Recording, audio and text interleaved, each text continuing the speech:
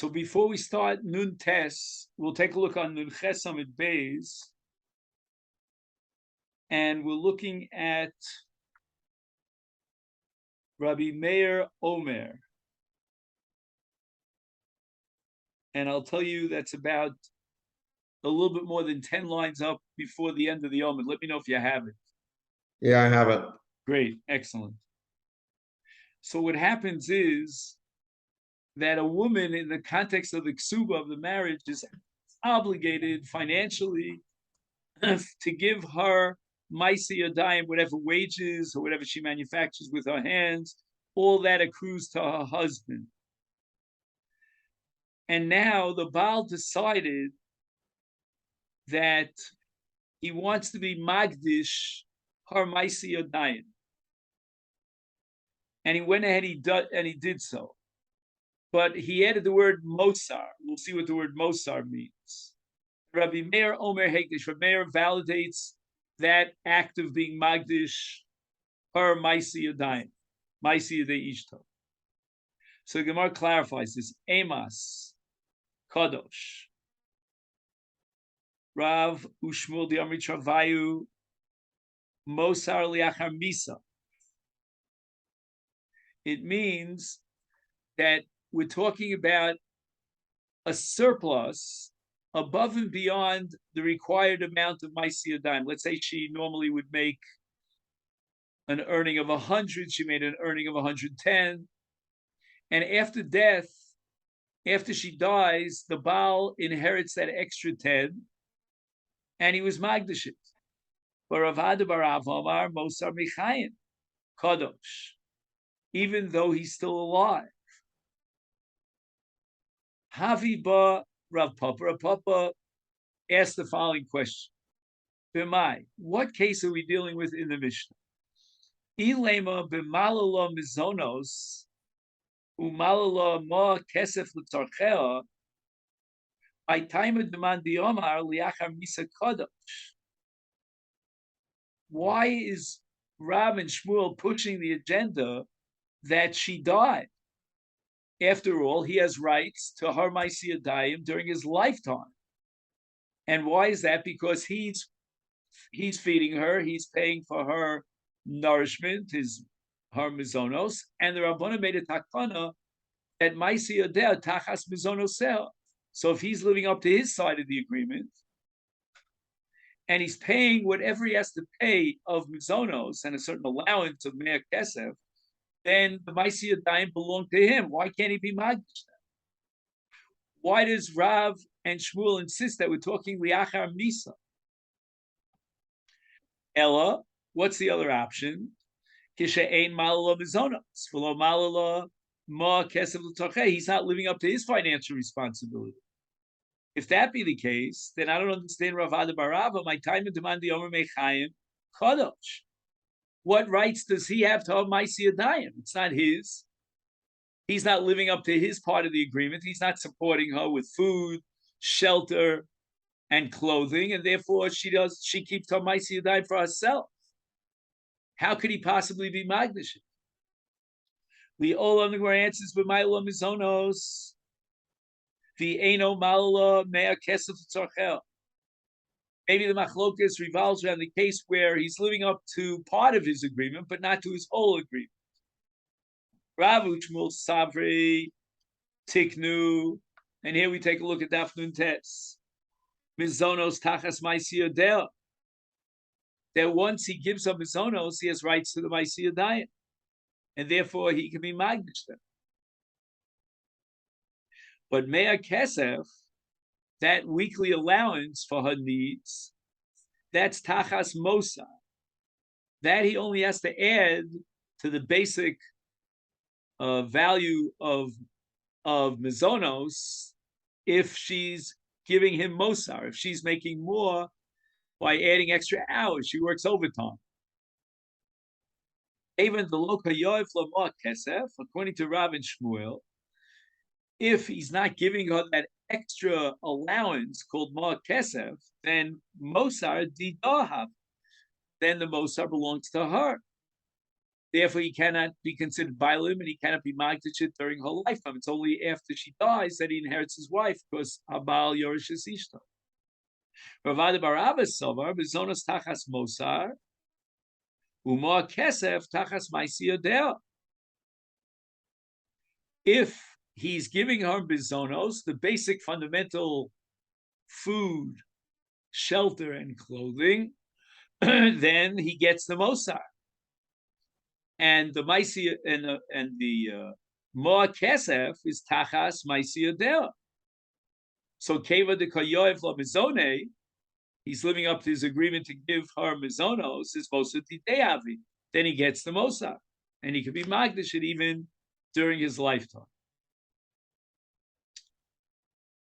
And now the Gemara goes into a whole discussion about B'mai Kamifligi. What is the nature of the machlokas between Rav and Shmuel? We're going to read this quite quickly, superficially, because I want to get to the main sugya for today, which is on the bottom of Nuntes. Mar Sover, according to Rav and Shmuel, Midi the Shriach, Mimidi the Shriach. Mizonos is Shriach. Every person needs basic mizonos. And Midi the Shriach means Maisi Yadayim. Every person gets wages from 9 to 5. Mar Sover, but Ravad Barava holds, Midi the Kayitz, Mimidi the Kayitz. We have to set up Kayitz, that which is set as a certain sum of money, which is exactly accurate, and it's set in stone, it's uniform. And Moa Kesef is exactly that. It's Kayitz. It's exactly that allowance that he has to give her. And then there's Midei, the Kayitz, Izoche in a Dover Katsuv, because he's giving her a Dover Katsuv. And therefore, according to Ravad Barava, it's going to be Moa Kesef Tachas Maisi Yodel. Maisi Yodel is Katsuv, because everyone gets a certain salary of wages monthly for working from 9 to 5.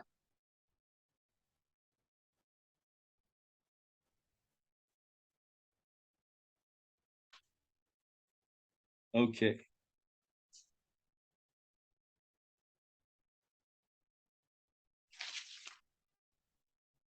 Now the Gemara asks the following question. Toshma. We have a brisa that seems to contradict Rav and Shmuel. Beisvei. Now, first the Gemara asks a kasha on Rav Barava, and then a kasha on Rav and Shmuel. Meisvei tiknu mizonos tachas maisi yodel. What could be more outspoken than this brisa that mizonos is tachas maisi yodel, which means midi the shriach against midi the shriach. Even though mizonos is not katsu, whereas maisi yodel is katsu. Ema, the Gemara suggests an answer to defend Rav Barava, and that is that the Lashon HaBrais should be interpreted that they were misake mizonos tachas mosar ma'asiyah. So we're going to add the word mosar. Toshma kashan Rav and Shmuel im eno nosein lama kesef litzarcheha, a weekly allowance for smaller needs, less significant needs. You know, she wants to buy herself, you know, a charm bracelet or an ice cream. Is Maisi Yodea Shalom. Therefore, she can pocket a Maisi Yodea. So we see that Ravad Barava is right, and it's Midi the Kayitz, which is Meir Kosef, Tachas, Midi the Kayitz, which is Maisi Yodea against Shmuel. Ema, we should add the word Mosar Maisi Yodea Shalom. Mori asks, how can you change the gears of the Mishnah? V'alok Tani, with regard to this Mishnah, it says, Mahi Osa Lo, how much does she have to do, and monies that she has to bring in on a weekly basis? Mishkal Chamesh Sloim. Right? Let's say, for example, she knows how to weave. She has a weaving loom. So she has to produce quilts, which she sells on the market for the price weekly of Mishkal Chamesh Sloim. And Shasi, which means that there's, in the weaving process, there's the Shasi and the Erev, and the Chutim have to be the Shasi Chutim. and that has the mishkal of eser sloim. So now we see that when the Mishnah says that we're talking about what she's making, it's very literal. You can't say that it's talking about Moser Maisiyah there, because on this Mishnah we're talking about the basic Maisiyah there that she has to make on a weekly basis. And the Gemara answers Hochikam. This is what the Tana has in mind. Maisiyah there Kama. Hava, how much is Maisiyah there? What is the barest minimum that she has to bring in on a weekly basis? The Leda Mosar Dida Kama. That we should know how much is the Mosar that she makes, which is above and beyond what she's obligated to make. And that's going to be Mishkal Chamesh Sloim. Shesi B'Yehuda Shein Eser Sloim B'Gol. All right. Omer Shmuel Locha Ki Rabbi Yochanan Asandla, that if he's Magdish the Mosar of Maisiyah Dera, it's not Kaddish until after Misa. So the Gemara asks, "V'chi Omar Shmuel Hachi." Is this really so? That the Mosar is not Kadosh even after Misa? Because when let's say, for example, he took that Neder Hegdesh, he was still alive, and at that point he wasn't Zoche in Mosar, and therefore it's what's called, and this is the introduction to the sugi that I want to study with you today, Davar Shelo Boliol. And if it's a Davar Shelo Boliolam, then it's not his. He doesn't own it. He can't own or claim ownership on a Davar Shelo Boliolam. It doesn't exist in the world. So this is going to be the sugya of Davar Shelo Boliolam. Vasnan, the Mishnah says that if a woman says to her husband, Konam Shani Osa Leficha, that there's a neder of Isar Hana on that which I produce, my Maisi Yadayim, Eino Tzarch Lahafet. According to the Tanakam of this Mishnah, it's not a valid neder. She has no ability to create a konam, which is an Isar Hana of a neder, on her Maisi Yadayim, because her Yadayim are Mishua Badas. They are already leaned, Lien, to her husband. So she has no ability to create an Isar on that which is not hers. Rabbi Kiva Omer Yofet. Wait a second. She is working, getting wages, but she might work overtime. And that's called Mosar. And therefore, says Rabbi Akiva, Shema Tadif Olav, Yesem in a Roilo, which again we said was a Mishkal of Chamesh Sloim, right? Sibi Yehuda. And with regard to the Odef, that's hers. Because he's not giving her that weekly allowance, and therefore she can be magdish that and make it into a kona. Rabbi Yochanan Nuri Omer, even the adofa, if she makes more, that extra chamesh sloim, even that belongs to the Baal, and therefore her neder is not chal. He doesn't have to be made for her neder. It's not a valid neder. But, says Rabbi Yochanan ben Nuri, we have to worry about another possibility. And that's going to generate a valid neder, validate the neder require afara. Yafer, Shemi Gershena. If he delivers a bill of divorce, and she's no longer Mishubenislo, he doesn't have to give her Mizono. She doesn't have to give him Maisi Adnayim. Ute Asura Lachsa. Now, this added point of Tehei Asura Lachsa is a rabbinic gzera that's based on the following premise. It's impossible that she do these malachos and he won't benefit from them. They're around the house.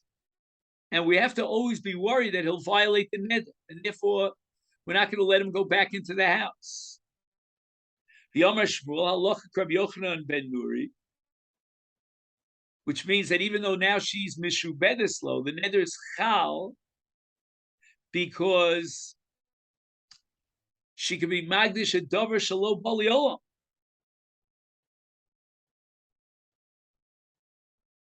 Now we're assuming that according to Shmuel, she can't be magdish a davar shalo baliolam. How could Shmuel then paskin like Rabbi Yochanan ben Nuri?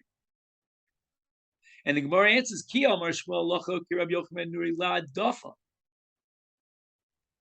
We're only talking about hadafa when she makes and earns more than what she has to earn, and that's hers.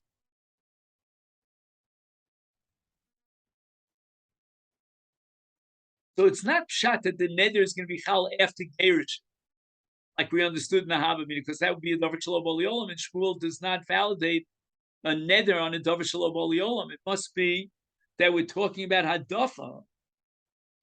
We're not talking after Gerushin in the future.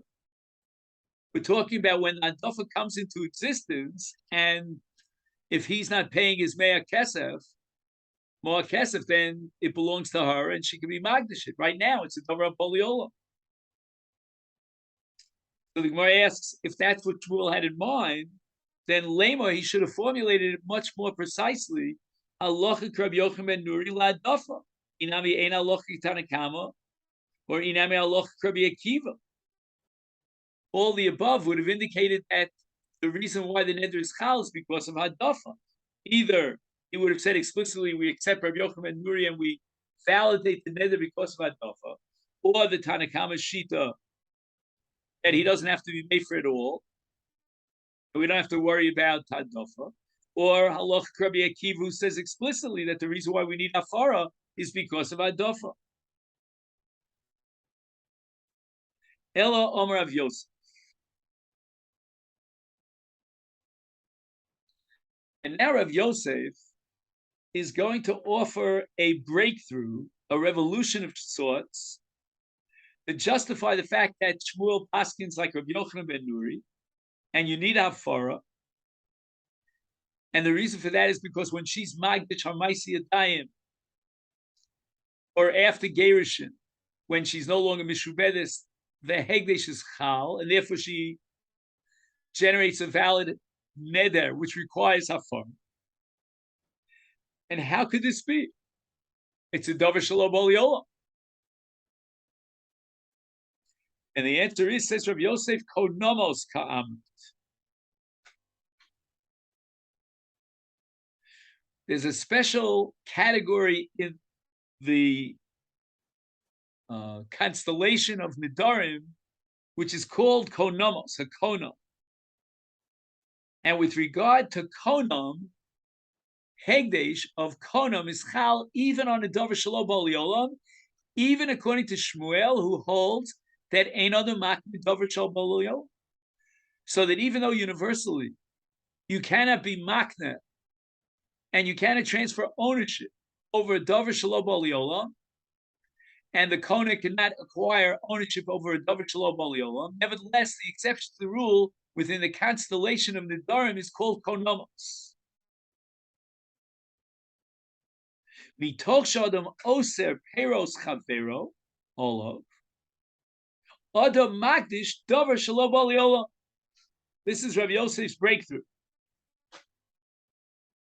Mitoch shadam oser peros. I can prohibit peros with a neder, with a konom, even though they belong to you. How can I do that? If it's out of my ownership, I can't create an isur on that which is not mine. It must be that this is the special, unique power inherent in the konomos. And if we apply that power to being magdish a davar shel chavero through the isur hanoah generated by a konom, then adam magdish davar shelo baliolam. The power of Hegdesh is such, in the case of Konomos, that you could prohibit something as Hegdesh even though it didn't come into existence. So that the analogy here of Rav Yosef is Pero she'eno shelo is equal to Davar shelo boliola. If it's not yours, it's out of your domain. You cannot create a kinyan on it, except for the fact that it's konamos.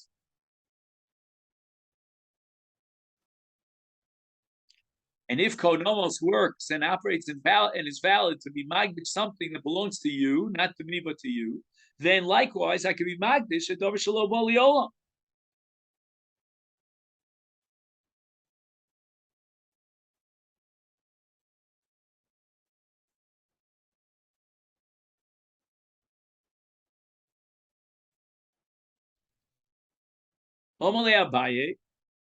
Abaye says to Rav Yosef, what's the proof from the fact that a person could generate an Isser on himself with a neder on Peres Chavero,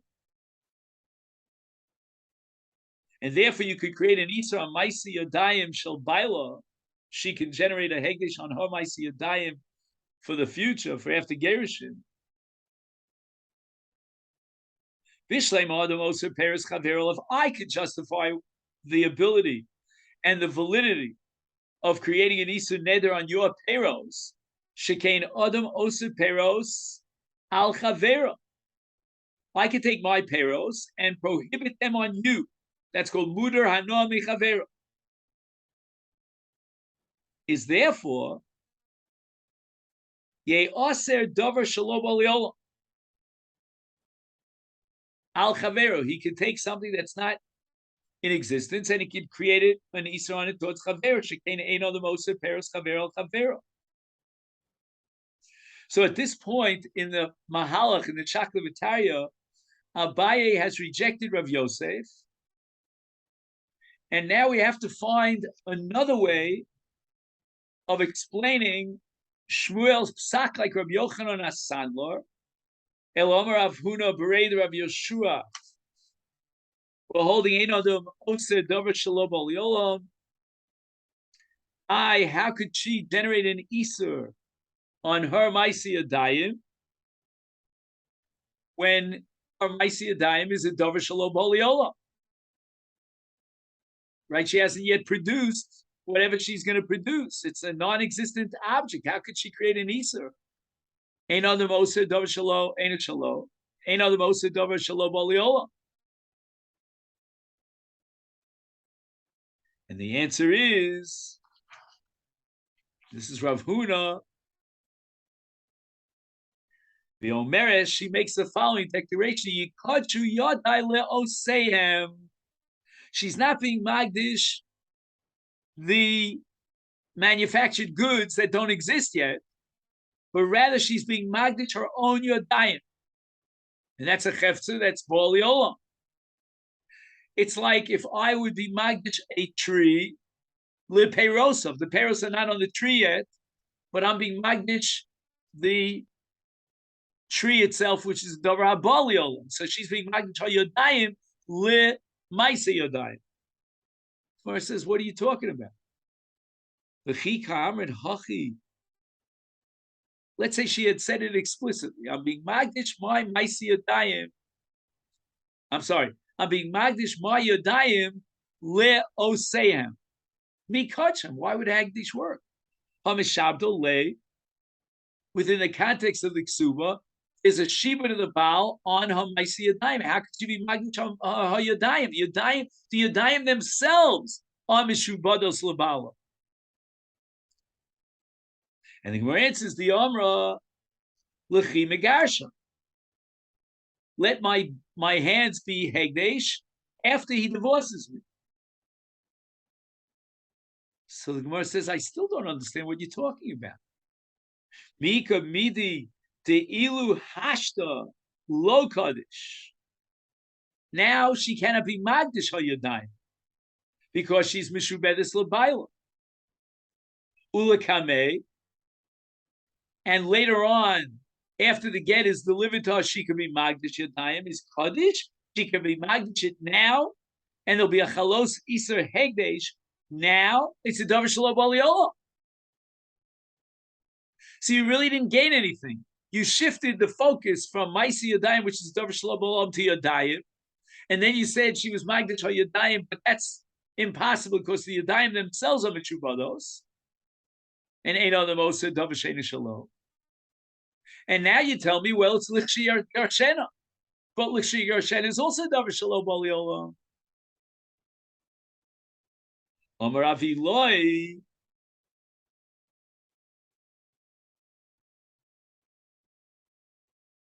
Alamalo. I'm going to maintain that when she's Magdish Hayadayim Lichshi Yarshena, that's not called Davar Shalom Baliola. Because right now Hayadayim are in the world. And I'll prove it to you, says Rabbi Eloi. Ilu ha'omer lechavera, sada zushani mocher lecha.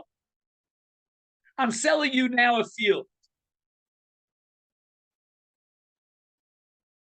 Now, obviously, once he sells the field, he can't be Magdish the field because it's not his. I can't be Magdish your field. L'shekachena, when I buy it back from you, let it become Hegdesh after I buy it back from you. So today I'm selling you the field. Tomorrow I'm going to buy back the field. And after I buy it back, it's going to be Hegdesh. Milo Kadja. Would that be a problem with Davar Shalom Baliola?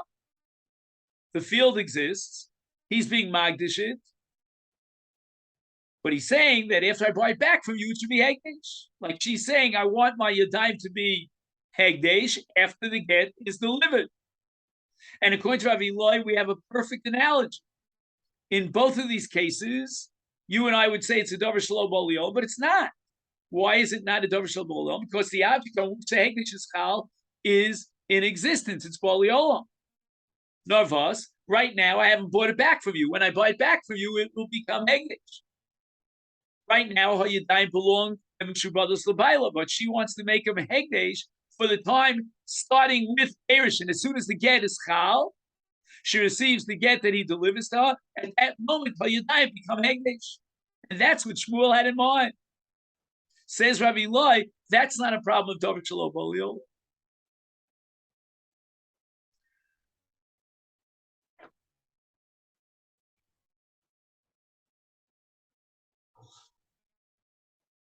And once again, the Gemara rejects it. Notice very carefully that in the analogy of Rav Eloi to the case of the Sada, at what moment in time did he make his declaration that it should be Hegdesh? Was it before he acquired ownership of the field or when he owns the field? Can you help me out with that? Look carefully at the case of Rabbi Eloi. It says, Sada Zushani Mocher Lecha. Did he sell it yet? Right, no. He hasn't sold it yet. Right.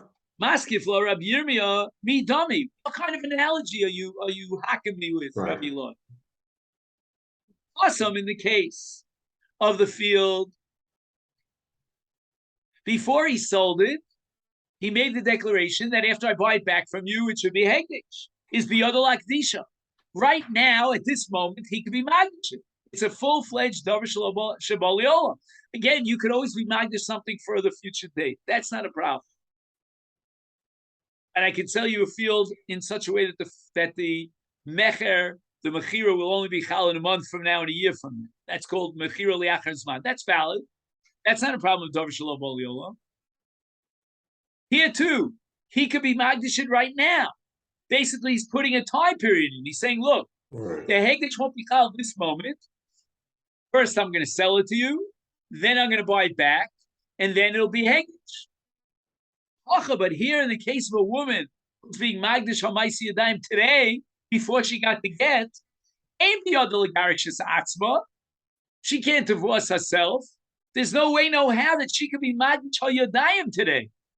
So she's being Magdish HaYadayim for a time period when she's being Magdish HaYadayim for a time period when the Yadayim are hers. But right now they're not hers. And if you want to make an equation, Holodamya Ella, you should make the following analogy. I've already sold you the field. When I buy it back from you, it should become Hegdish. But right now, who owns the field? Not Reuven, who wants to be Magdish the field, the original seller, the original owner, but rather Shimon the buyer. So if Shimon owns the field now, how could Reuven make a declaration and let it be Hegdish when I buy it back from you? That's a Davar Shalom Baliola. That's exactly analogous to the case of Yadayim when she's being Magdish HaYadayim for the period of time of after Gerushin. Wow. After you hear Rabbi Yirmiyah, you wonder, what did Rav Ilai have in mind? The analogy doesn't get off the ground. Right now, I can be Magdish the field. It's mine. So I make a stipulation. I'm going to sell it. I'm going to buy it back and let the Hegdish be Chal later on. So he's Hegdish Lacher Zman. But the field is his right now. He can be Magdish. But in the case of Yadayim, she doesn't own a Yadayim. Then Meshubadus L'Bayla, he did Maisi Yadayim Ksuba. So therefore, right now, it's a Davar Shalom Baliola. How could she be Magdish something? Yeah, it doesn't sound comparable. And yet, despite it all, the Gemara is going to attack Rabbi Yirmiyah. Rabbi Yirmiyah is the innocent guy over here. He's the one who's making most sense. When you get to Masechet Rav Papa, Rav Papa is going to break up the analogy of Rabbi Yirmiyah, which I found very hard to do. When I learned this Gemara, I covered the Gemara and tried to see if I could guess, anticipate what Rav Papa was going to say down the line. And I couldn't come up with anything.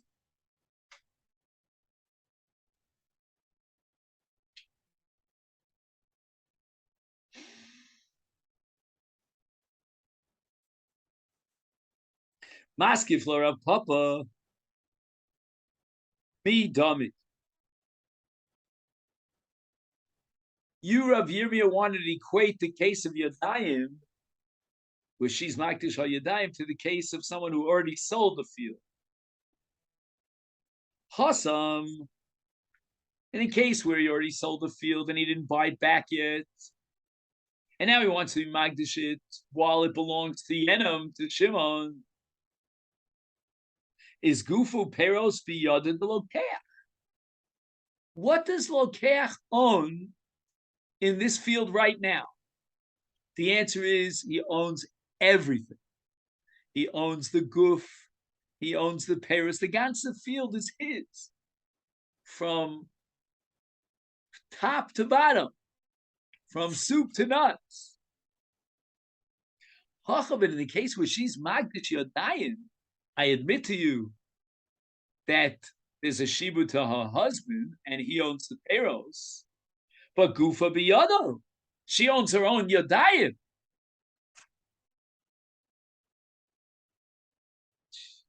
Brilliant. Brilliant move for a pup. Hello, Damya. If you want to find an analogy to our case where she's Magdish, Maisi Yadayim Liachar Gerushin, Lo Damya Ella Liomer Lechavero. Here we're going to turn to Daf Nun Testament base. Sadazu Shemishkanti Lecha L'Shevdena Mimcha Tikadesh. Let's say Reuven borrows money from Shimon, and Shimon demands a collateral. He wants some sort of mashkon that he knows that in event that Reuven defaults on payment of the loan, he'll be able to collect. So Reuven says, look at this field. This field is now going to be the mashkon. and I'll only be able to lift the status of the mashkon such that the field goes back to me, Reuven says, when I pay up the loan. So that's called a pijon of a mashkon, meaning Reuven designates a field as a mashkon in lieu of a loan that he owes, an outstanding loan that he owes to Shimon. Shimon now gets the mashkon. And then Reuven redeems the mashkon and gets it back when he pays up the loan. And that's exactly the way Shimon wanted it to be. That, you know what, until you finally cough up the money and pay up the loan, I want to hold on to your field. And that's mashkon. Now Reuven says the following. That field should become hegdesh the moment that I'm paid to the field, i.e., the moment that I pay back the loan. The kudja, such a Maaseh hegdesh is valid, even though he cannot be magdish it as long as it's a mashkon. And the reason for that is because now there's a shibud to Shimon, and by being magdish it, he's breaking up and undermining, invalidating the shibud to Shimon. He can't do that. What he could do, though, is he could be magdish at liksha ef bena. And the Gemara thinks, and this is the maskefla of Papa, that now we have a valid equation to the case of a woman who's magdish hamaisi yadayim l'shek gershena, because although right now her yadayim belong to her, there's a shibud on her maisi yadayim. The maisi yadayim are like a mashkon that has a shibud on it. The very moment that he divorces her, that mashkon status, that shibud status is lifted, it's removed. And now she wants to be magdish for the time period. The hegdesh will go into effect the moment that she removes the shibud, which is exactly the case of sadazu mishchani lecha, mishkanti lecha, excuse me, l'shevdena mimcha ti kadesh. He owns the field. Again, he designated the field as a mashkon, so now he created a shibud that Shimon owns in the field, but the basic gufat sada belongs to Reuven, and he could be magdish. And the hegdish will go into effect after he's podeh and pays up his chov and removes the status of the mashkon from the field. And the same thing by equation, says the Gemara, in a case where hayadayim are mishubados l'bayla l'maisi yadehem, she owns the yadayim, she can be magdish yadayim in a way that the hegdish will be chal after the afkas hashibud, namely after she receives the get, when the shibud is removed. What a profound sugya. Back and forth to try to figure out whether a woman could be magdish hayodayim in a way that hegdish will be chal after she receives the get and removes the shibud of hayodayim from Yadayim to the bottom. Back and forth. And at this point, Rav Papa seems to have the upper hand, and we're going to accept his analogy to the case of a sada that was designated as a mashkon, and he could be magdish the sada, the lova, right? Could be magdish the sada in a way that the hegdish will be chal after pidyon, after he pays up his chol. But this keeps going and going. Maskef la Rav Shisha Bereder of Idi.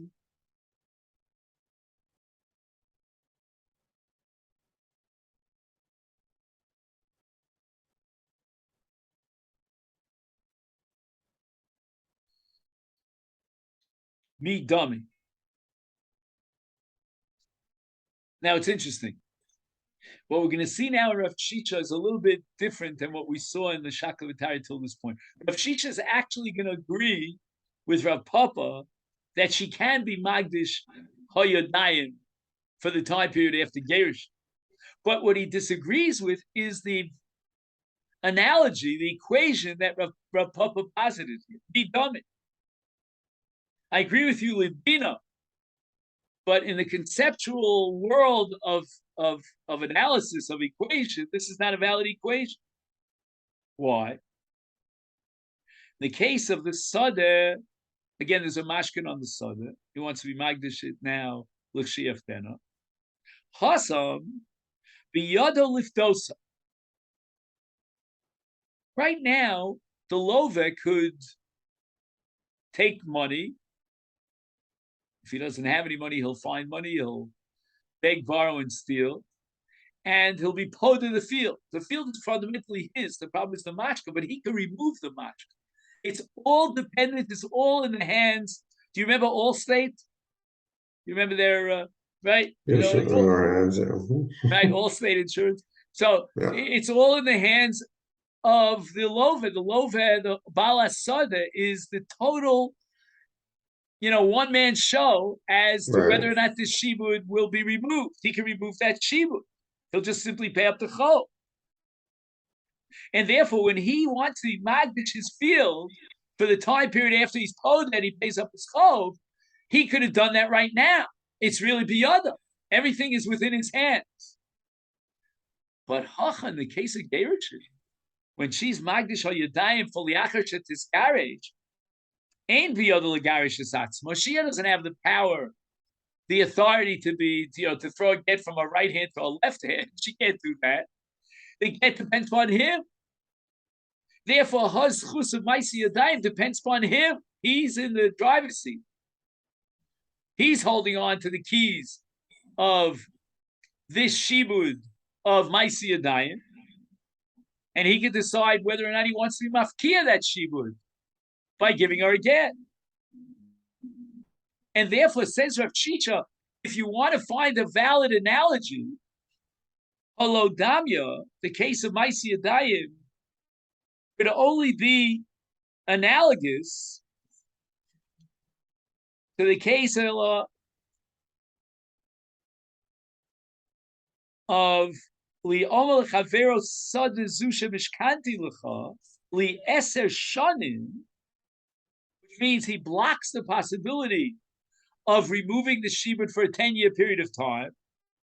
And then after the 10 years have passed, and that period of time elapsed, then Lifshef Denim Imcha has the ability, and it's totally dependent on the Lova now to be poda, but he can't be poda before the 10 years.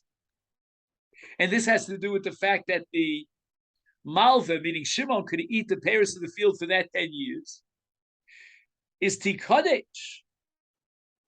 the Kachim.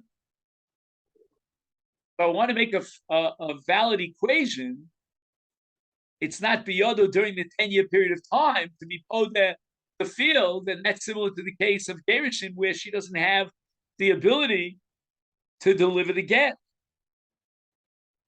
So if the Hegdesh is Chal, that's because after 10 years he'll be poded. Despite the fact that now, during the present period of 10 years, within the 10-year period, allotted period, designated period, he cannot be poded. And yet Hegdesh is Chal. And why is that? Simply because he owns, Ruvain, the Lova owns the Gufasada. That's enough. Mm-hmm. Even though now he doesn't have the ability to remove the shibud, he can set up Hegdesh for after the time the shibud is removed. Here too, she cannot divorce herself. So right now it's like a blockage of 10 years in the case of Mashkon. But since she owns the Adayim, right, the Adayim themselves as Gufa is hers, therefore she can be Magdish. So again, just to summarize, Rav Shisha does not disagree with the halacha that validates her ability to be Magdish her Yadayim, but not for the reasoning of Rav Papa, not for the analogy to the case of a Love who is Magdish the field, who's Mimashka in the field to the Malve, and then he wants to be Magdish the field. No, that's not a fair equation. She can't be Megarish herself. He could be pulled to the field and pay up the loan at any moment. Give me another case of an equation, and then I'll validate the analogy. In a case where he says, the Lova says to the Malva, here, take this field for a period of 10 years. And during that 10-year period of time, I cannot be pod of the field. Right. I'm going to be magdish it for after the 10 years when I can be poded. And that hegdish is valid. And that is because the guf hasoda belongs to the Lova, and therefore he could be magdish. And by analogy, says Rav Chisha, he could be magdish hayadayim because she owns the guf hayadayim.